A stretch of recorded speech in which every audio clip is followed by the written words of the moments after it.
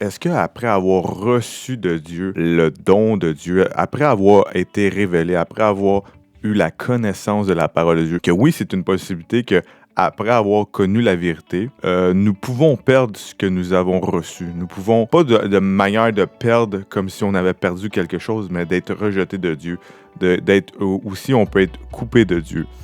Donc, j'ai des versets qui vont confirmer ce que je dis. En fait, premièrement, j'ai Matthieu 24, 13. Ça dit « Mais celui qui persévérera jusqu'à la fin sera sauvé. » Ça, on s'entend que celui qui persévère, c'est celui qui a commencé quelque chose et qu'il faut qu'il continue dans la voie, le chemin, pour ne pas perdre ce qu'il a reçu de Dieu.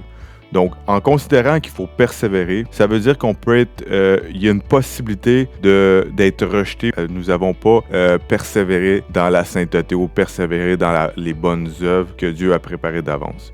Aussi, j'ai Matthieu 10, 22. « Vous serez haïs de tous à cause de mon nom, mais celui qui persévérera jusqu'à la fin sera sauvé. » Ça vient la même chose. Aussi, dans Apocalypse 2, 7, ça dit « Celui qui vaincra, que celui qui a des oreilles entende ce que l'Esprit dit aux églises. À celui qui vaincra, je donnerai à manger de l'arbre de vie qui est dans le paradis de Dieu. » Amen. Donc ici, on parle de vaincre. S'il nous demande de vaincre, ça veut dire qu'il y a quelque chose à faire. Il y a une possibilité de ne pas accomplir cette parole-là. Et aussi, j'ai « si vous demeurez en lui ». Si vous demeurez, c'est une condition, il faut demeurer en lui. Parce qu'on peut perdre la foi. Si on ne continue pas à faire ce qu'on a à faire, on peut perdre la foi. Se détourner, il y en a qui se sont détournés, il y en a qui vont retourner à leur passé, à leur vomi. Et aussi, j'ai « si vous demeurez en lui ». Encore une condition dans Jean 15. Donc, Jean 15, 4 à 6. « Demeurez en moi et je demeurerai en vous. Comme le serment ne peut porter de lui-même du fruit, s'il demeure attaché au sceptre. » Il faut demeurer attaché au sceptre. « Ainsi, vous ne pouvez non plus si vous ne demeurez pas en moi. » Si tu ne demeures pas dans la parole, si tu persistes pas dans la parole, si tu continues pas dans la parole, c'est une possibilité que tu sois retranché. Donc, ça dit « Je suis le sceptre. Vous êtes les serments. Celui qui demeure en moi et en qui je demeure porte beaucoup de fruits, car sans moi, vous ne pouvez rien faire. » Donc, Jésus enseigne que c'est avec lui qu'on peut, mais si tu te retires, si tu retournes à ton vomi, la Bible a dit que celui qui retourne à son péché retourne à son vomi comme un chien qui retourne à son vomi. Donc, on ne doit pas retourner dans les ténèbres, on doit rester accroché au sceptre et en Jésus-Christ. Il faut rester en Jésus-Christ. Sinon, c'est une possibilité que tu sois retranché. Donc, il dit « Je suis le sceptre, vous êtes les serments. Celui qui demeure en moi et en qui je demeure porte beaucoup de fruits. » Pas quelques-uns, beaucoup de fruits. Car sans moi, vous ne pouvez rien faire. Ça dit « Reconnaissez-les à leurs fruits. » Un bon arbre ne peut pas porter des mauvais fruits et un mauvais arbre ne peut pas porter des bons fruits. Et Jean-Baptiste a dit, celui qui ne porte pas des fruits dignes de repentance, il va être coupé à la racine et jeté au feu. Donc, on doit, après la repentance, porter beaucoup de fruits. Si quelqu'un ne demeure pas en moi, donc il donne la condition si tu demeures en lui ou tu ne demeures pas en lui. La condition, c'est si tu veux être accepté de Dieu, il faut que tu demeures. Si tu ne demeures pas, ça dit si quelqu'un ne demeure pas en moi, il est jeté dehors comme le serment et il sèche. Puis on ramasse les serments et on les jette au feu et ils brûlent. Donc si on parle des fils de Dieu qui ont été révélés, qui ont eu la connaissance, qui ont reçu l'Esprit, mais qui n'ont pas demeuré dans la sainteté, ils n'ont pas demeuré à produire des bons fruits. Même Paul a dit que lui-même que ça pouvait être une possibilité d'être rejeté.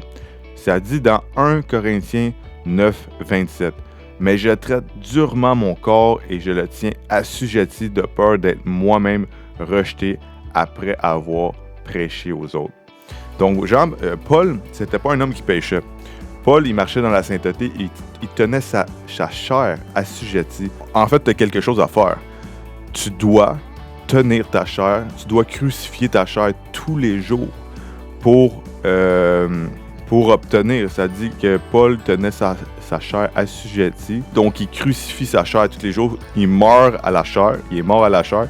Il doit persévérer dans la sainteté. Donc, il doit persévérer dans l'enseignement, dans les fruits, les bons fruits. Si même Paul avait la conscience qu'il pouvait perdre ce qu'il avait s'il ne faisait pas ce qu'il avait à faire. Donc, il faut faire.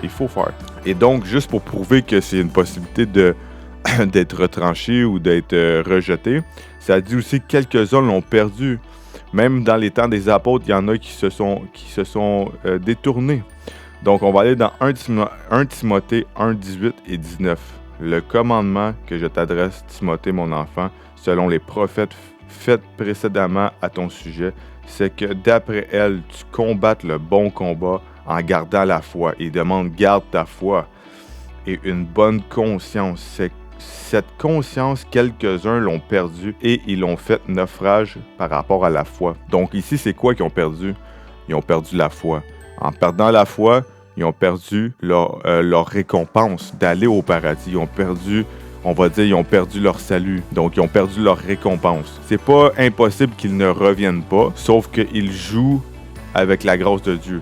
Donc, ça peut être très sévère pour les gens qui se détournent de la grâce de Dieu. Donc, ici, ça dit aussi qu'il faut travailler à notre salut. Donc, Philippiens 2,12. Ainsi, mes bien-aimés, comme vous avez toujours obéi, travaillez à votre salut avec crainte et tremblement. Non seulement comme en ma présence, mais bien plus encore maintenant que je suis absent. Paul enseignait ça aux Philippiens. Donc, il faut travailler à notre salut avec crainte et tremblement. S'il faut travailler de cette manière, ça veut dire que c'est pas garanti. Il n'y a aucune garantie pour personne, que ce soit moi ou que ce soit n'importe qui. Il faut travailler avec crainte et tremblement. Parce que même les démons ont la foi. Jacques l'a dit, même les démons ont la foi, mais cette foi ne sauve pas. Il faut avoir la foi avec les œuvres. Parce que si vous n'avez pas la foi et les œuvres, c'est une foi morte, c'est une foi de démon. Donc ici, travaillez à votre salut. Courez pour votre couronne. Il faut courir pour la couronne, pour la récompense. Donc ça dit 1 Corinthiens 9, 24. Ne savez-vous pas que ceux qui courent dans le stade courent tous, mais qu'un seul remporte le prix? Courez de manière à remporter. Donc il exhorte de faire tout ce qui est en notre pouvoir pour obtenir comme si vous étiez le seul à l'obtenir. Faut pas regarder ni à droite ni à gauche, mais il faut courir, tenir notre chair assujettie de se priver de certaines choses du monde pour obtenir ce que nous devons, ce que Dieu a promis pour nous. Donc, Corinthiens 9, 25, tous ceux qui combattent s'imposent toute espèce d'abstinence et ils le font pour obtenir la couronne corruptible, mais nous le faisons pour une couronne incorruptible. Amen. Apocalypse 3, 5. Celui qui vaincra sera revêtu ainsi de vêtements blancs. Je n'effacerai point son nom du livre de vie et je confesserai son nom devant mon Père et devant les anges. S'il y a une possibilité que Dieu, si c'est écrit qu'il n'effacera pas, ça veut dire qu'il y a une possibilité qu'il l'efface. Mais la condition ici, c'est celui qui vaincra. Celui qui vaincra, Dieu n'effacera pas le nom du livre de l'agneau de vie. Mais celui qui vaincra pas, Dieu peut l'effacer. Il va l'effacer en fait. Il va l'effacer. Et aussi, j'ai un autre verset dans Hébreux 10, 39.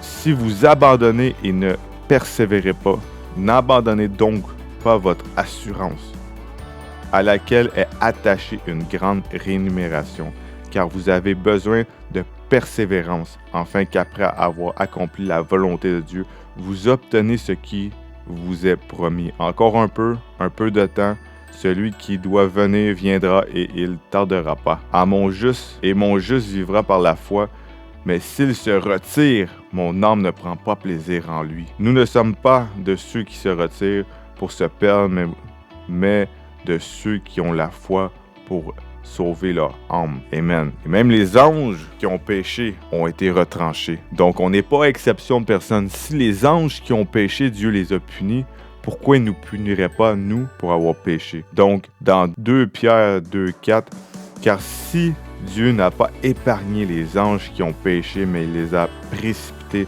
dans les abîmes et les a réservés pour le jugement. Et même, si nous désobéissons, nous pouvons avoir la même conséquence que les anges qui ont désobéi. Donc, il ne faut pas prendre ça à la légère. Il faut vraiment avoir la conscience que Dieu, c'est un Dieu juste qui juge les péchés et qui juge chaque personne selon leurs œuvres. Si on poursuivi dans les bonnes œuvres ou si on poursuivi dans les ténèbres, c'est-à-dire les mauvaises œuvres. Les bonnes œuvres, c'est ce que nous devons accomplir, la parole de Dieu, et les mauvaises œuvres, c'est les péchés. J'ai aussi Hébreux 4:14. Ainsi, puisque vous avez un grand souverain sacrificateur qui a traversé les cieux, Jésus, le Fils de Dieu, demeurez ferme dans votre foi dans la foi que nous professons. Ici, ça dit demeurer, c'est une condition. Demeurons dans sa parole, demeurons dans la sainteté, demeurons dans les bonnes œuvres. Restons accrochés à Jésus-Christ pour ne pas perdre ce que nous avons reçu. Donc aussi, est-ce que Dieu peut effacer le nom? Est-ce que Dieu peut effacer ton nom du livre de vie?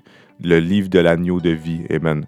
Mais nous avons une réponse dans Deutéronome 9:14. Laissez-moi les détruire et effacer leur nom de dessous les cieux, et je ferai de toi une nation plus puissante et plus nombreuse que ce peuple. Amen. Là, il dit qu'il va effacer le nom. Ça dit exactement dans ce verset-là que Dieu peut effacer ton nom. Et aussi, j'ai encore Hébreux 6:4. Ça dit, une fois éclairé, quand tu as été révélé, comme je dis toujours, celui qui a été révélé, les conséquences vont être plus graves sur la terre que celui qui est encore aveugle de la parole de Dieu. Donc, le jugement, ça reste pour tout le monde, c'est égal à tout le monde. Mais celui qui a eu la connaissance, celui à qui Dieu s'est révélé, il ne pratique pas la sainteté, Dieu va le frapper plus encore. Donc, Hébreux 6:4, car il est impossible pour ceux qui ont été une fois éclairés, qui ont goûté le don céleste, qui ont eu part au Saint-Esprit, qui ont goûté à la bonne parole de Dieu et les puissances du siècle à venir, à qui sont tombés, soient encore renouvelés et amenés à la repentance, puisqu'ils crucifient pour leur part le Fils de Dieu et l'exposent à l'ignominie. Amen. Très sévère ce verset-là. C'est Hébreux 6:4. Ça veut dire on n'a pas à jouer avec la grâce de Dieu, on n'a pas à jouer avec le sacrifice de Jésus-Christ. Amen. Aussi, on a dans Matthieu 3:10, celui qui ne produit pas des bons fruits dignes de repentance. Donc, c'est Jean-Baptiste qui le dit. Déjà, la cognée, la hache est mise à la racine. Tout arbre, donc, qui ne produit pas de bons fruits sera coupé et jeté au feu. Amen. Ça dit exactement que celui qui ne produit pas des fruits va être coupé et jeté au feu. Amen. Donc, il faut être très, très reconnaissant pour ces versets qui nous enseignent de nous pousser à la repentance et de nous pousser à ne plus pécher. Amen. Apporter du fruit. Amen. J'ai un dernier verset qui va conclure cet enseignement. Hébreux 2:3. Comment échapperons-nous en négligeant un si grand salut? Annoncé d'abord par le Seigneur, nous a été confirmé par ceux qui l'ont entendu. Donc, ici, il nous enseigne que si on néglige notre salut, si on néglige ce que nous avons reçu. Donc, ici, il faut prendre conscience qu'on ne va pas échapper à la colère de Dieu si on néglige ce que nous avons reçu. On a reçu quelque chose que les autres n'ont pas reçu, que les païens n'ont pas reçu. Et pourquoi nous, qui avons reçu de Dieu, pourquoi on éviterait la colère de Dieu? Ça va être encore pire, parce que nous, on a reçu et on a lu la connaissance. Donc, ici, ça dit, pourquoi on échapperait? Comment échapperons-nous au jugement en négligeant notre salut?